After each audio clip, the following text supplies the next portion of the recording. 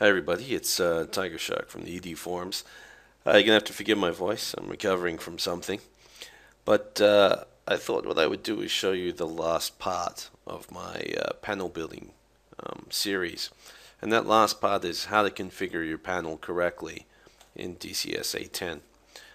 Now the first step, of course, is to launch DCS 10 and go into Options, and when you click on Controls, the Controls tab, what you're going to see is you're going to see your Groovy Game Gear interface being listed in there. And I've actually selected the electrical control panel from here, and I've gone through and set up the joystick buttons. Now to do this, what you need to do is make sure your toggle switches are down. Click on the function that you'd like to add something to. Click the Add button, and then flick your toggle switch up. That's all you have to do. Now you might be wondering to yourself, why is it that there's only one button? Because you also need to turn the AC generator power left off. Same with this, same with the AP generator power. Why is there only one button when it should be basically two functions, one for turning it on, one for turning it off? Well, what's going to happen is DCS A-10 is only going to assign one button to this. But in order to make it one button function as two, you need to do a little bit of configuring inside the text editor. And this is particularly noticeable for these two things. This inverter switch, or these two items, this inverter switch basically has three states. When you push it down, it's in test mode. When you move the button to the middle, it's off. And when you push the toggle switch to the up position, it's in standby. But you notice the inverter off, I don't have any button there for that. That's because the toggle switch, when it's in off mode, will not send a signal anyway. So the key is to make sure that you configure these to make sure that if you move out of one of these states, if you move from test to something else, it automatically triggers inverter off.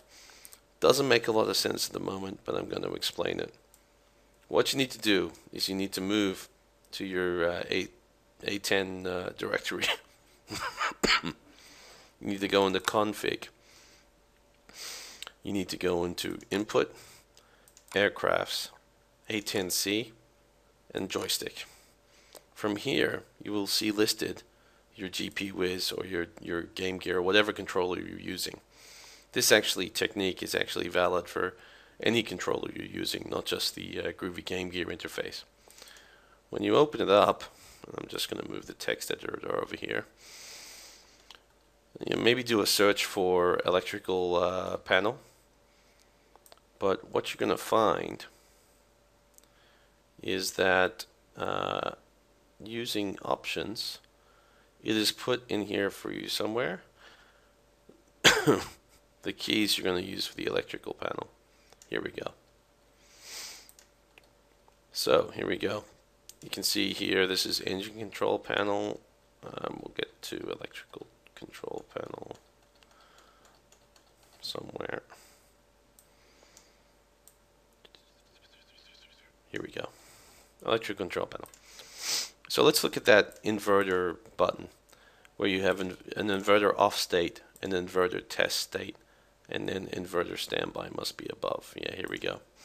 So what happens is that when you hit OK on your DCS A-10, DCS A-10 creates this file, this Lua file, that describes your whole controller.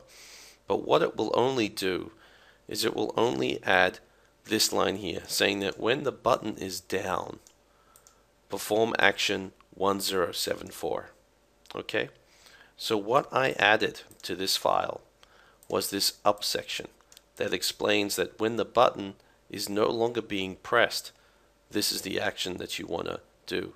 Now you recall from some of my previous videos that when you hold a button, when you use a toggle switch, it's basically sending a continuous button press. So what we're saying is when you do a continuous button press, perform this number here, which is basically switch into inverter standby. But when you stop depressing the button, do 1075. And action 1075 is in fact inverter off. So this says button down, do inverter standby.